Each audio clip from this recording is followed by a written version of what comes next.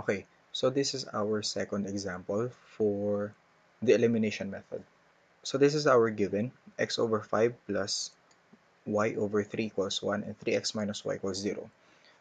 Kung i-inspect nyo closely, or kung maobserbahan ninyo, dun sa previous example natin, we can readily solve for the value of x. Bakit? Kasi parehas or magkamukha na yung ating variable y dito sa ating equations dito sa previous na example. We can readily cancel out positive y and negative y to solve for the value of x.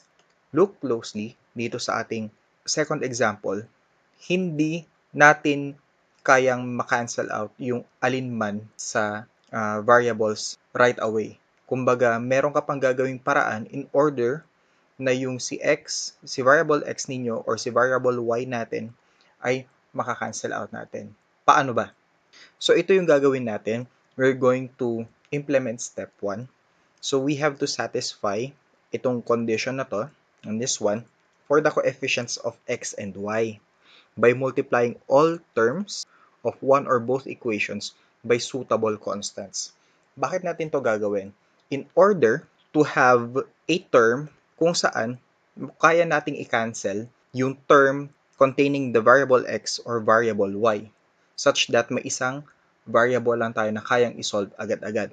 So in this case, ang ginawa is that since mas convenient na pagparehasin yung numerical coefficients ng y natin rather than sa pagparehasin yung numerical coefficients ng ating variable x. Kasi kung titingnan ninyo, yung ating numerical coefficient for variable y dito sa second equation, negative 1. So, ibig sabihin, kailangan lang natin ng positive 1. Gawin lang natin positive 1 yung variable y dito, yung numerical coefficient ng variable y natin, para ma-cancel out natin yung variable y. So, we can readily solve for the value of x. So, ang ginawa, nag-multiply tayo ng constant. Suitable constant natin ay 3. Bakit 3? Because ang target natin, gawin nating magkamukha yung y natin dito, tsaka yung y dito sa baba. Magkamukha in a sense, pero magkaiba ng numerical coefficient. So if we multiply 3 on both sides of the equation, we'll get this term. Diba? Kasi i-distribute natin to dito, then lastly, dito sa kabilang side. So lahat ng sides, sa left side and sa right side ng equation natin. Then, by doing so, we will get this equation. We'll arrive with this equation, 3x over 5 plus y equals 3. Okay? So, na-transform na natin itong original equation na to, itong naunang equation na to, para ma-cancel out natin yung y dito sa second equation natin. Dahil okay na tayo, na settle na natin yan, napili natin na si y muna yung tatanggalin. So, we can solve for x. Actually, you can do the other way around. Pwedeng si x muna yung i-cancel out ninyo by multiplying whatever suitable constant that is. Tapos, you can solve for the value of y. Okay? So, pwede rin yun. This is just the way na ginawa dito because it's easier. No? Always remember na mas pipiliin nyo dapat yung paraan kung saan mas convenient sa inyo na makapag-transform ng equation. And kung alin yung mas madaling i-cancel out. Yung unang i-cancel out na term. We proceed with step 2. We add or subtract the equation to eliminate one variable and solve the resulting equation. Sa case na to, in-add natin, since sila ay magkaibang signs na, yung numerical coefficients natin ay magkaibang signs, we opt to add each other na lang, each equation. So kapag in-add natin, magka-cancel out yan, so maging 0, so we're left with 3x over 5. So if we add these two terms, itong dalawa, itong 3x over 5 and itong 3x, we'll get or 18x over 5. Then, of course, we have to add these terms also, itong 3 and 0 right here. Then, we get 18x over 5 equals 3. But since we are interested with the value of x only, we have to perform some operations in order for us to get the value of x. And in this case, ang value ng x natin ay 5 over 6. We already have a value for x.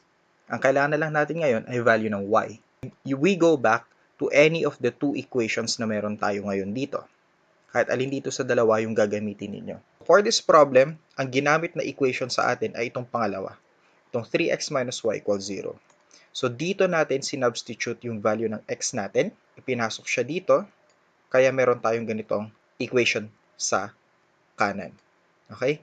Pagka-substitute, we can already solve for the value of y. By doing so, we get y equals 5 over 2. So, meron na tayong values ng x and y.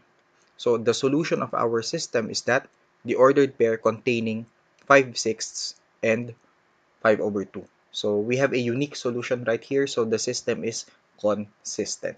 Now that we're done with the elimination method, let's now proceed sa determinants, or what we call the Cramer's rule. Ano ba yung determinant? Ito, yung A, B, D, E na nakikita nyo rito, these are your numerical coefficients ng ating linear equations. Remember, di ba we have the form ax plus by equals c, then dx plus ey equals f. These letters A, B, D, and E, they represent the numerical coefficients ng ating linear equations. Ito sila. So, this is essentially a 2 by 2 matrix. So, ganito yung ayos niyan. Default na yan. So, susundin nyo na lang yan. Anong significance kung na-establish natin ito? The thing is, so these A, B, D, and E right here, this is what you call the elements of the determinant. Ang determinants, so it is defined as, say if we have the variable or numerical coefficient A and numerical coefficient E right here, you have to multiply these two terms.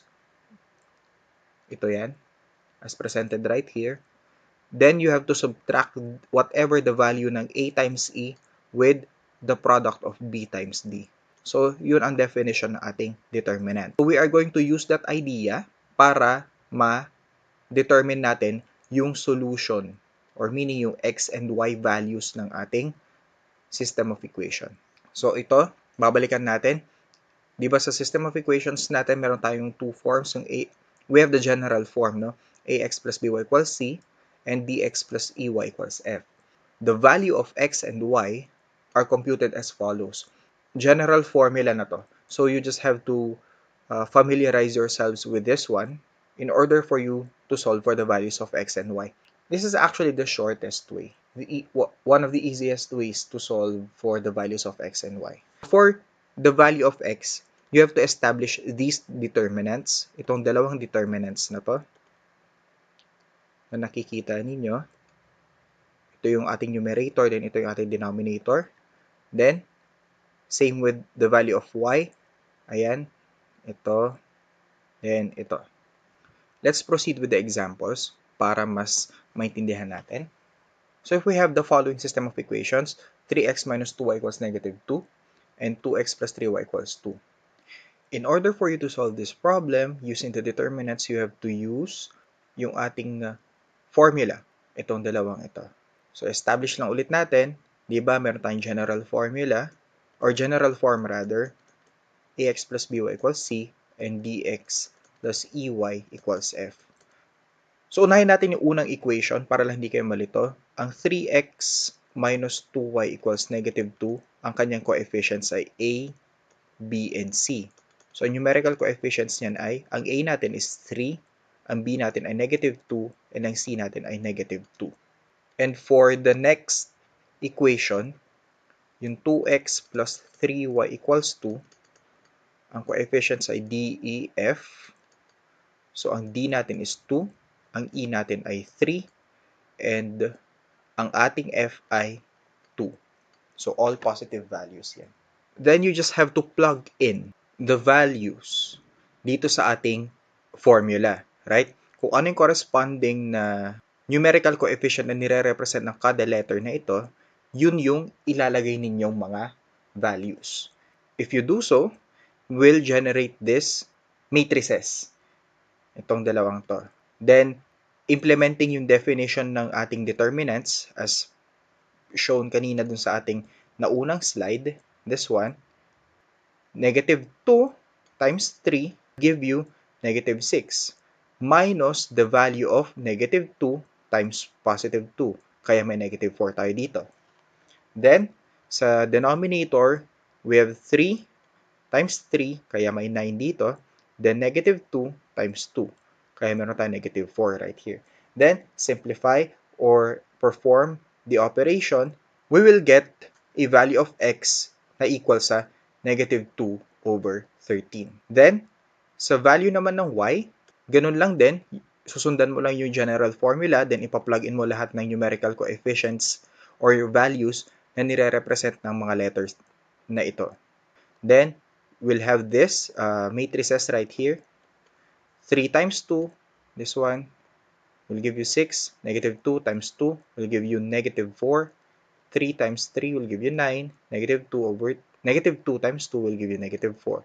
Then, performing the operation, we'll get a value of y na 10 over 13.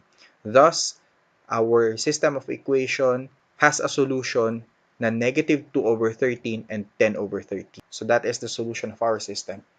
See how easy and how convenient na gamitin itong determinants natin or Cramer's rule natin in solving systems of linear equations compared dun sa naunang tatlo. Kasi you have to transform equations or ima-manipulate nyo pa such that maka-end up kayo sa values ng x and y. And for our last example for this lesson and for Cramer's rule, we have this system of equations.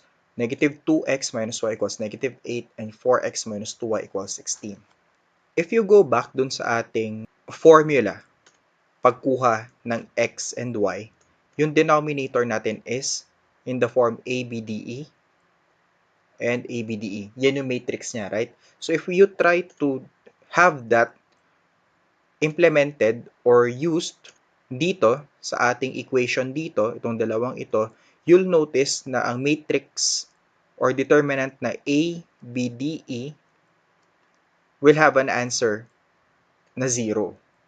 So meaning, you are going to divide, if ever na i-continue nyo yan, yung determinant ng x sa numerator, then ang determinant ng x sa denominator ay may sagot na 0. And so, and the same thing happens with sa y, yung determinant natin dyan, tapos we have a value of 0. When you divide a number by 0, that is actually undefined, right? Now, this implies na itong system natin, these two equations we have right here has not actually unique. It's actually, it represents or it implies it has infinitely many solutions. Infinitely many solutions. So, also, para mas sigurado kayo na infinitely many solutions nga, if you try to multiply itong ating naunang equation, this one right here, na value na negative 2, mag-multiply ka na negative 2, yung lalabas na equation right here is just the same with this one. So, ibig sabihin, just like the previous example we had dun sa ating substitution method, yung ordered pair na makakasatisfy dito sa unang equation, automatic, makakasatisfy na rin siya sa second equation. And vice versa. If that's the case right here, yung ordered pair na makakasatisfy dito sa pangalawang equation, dito sa ating 4x minus 2y equals 16, makakasatisfy na rin siya sa unang equation. Okay? Ulitin ko lang, yung ordered pair na makakasatisfy dito sa pangalawang equation, makakasatisfy na rin automatic sa unang equation. Okay? Kasi nga, dahil pag nag-multiply ka ng negative 2 on both sides of the equation, you'll end up with the same equation right here dito sa baba. Itong pangalawa. So we have two lines na coinciding with each other. So meaning, meron tayong infinitely many solutions. So our solution set for this problem or for this example is this one. We have the solution set S containing the ordered pairs xy such that this ordered pair satisfies 4x minus 2y equals 6. Or, pwede rin namang solution set S containing ordered pairs xy such that sinasatisfy niya ang negative 2x minus y equals negative 8. For your activity, you have to visit your official learning management platform and see the attached assessment. Okay, so just like dun sa previous na activity ninyo, please follow the instructions on how and when to submit it. Otherwise, your output will not be recorded. So this is the end of our discussion, our lecture video for this topic. So thank you for listening, and please stand by for the other lecture videos.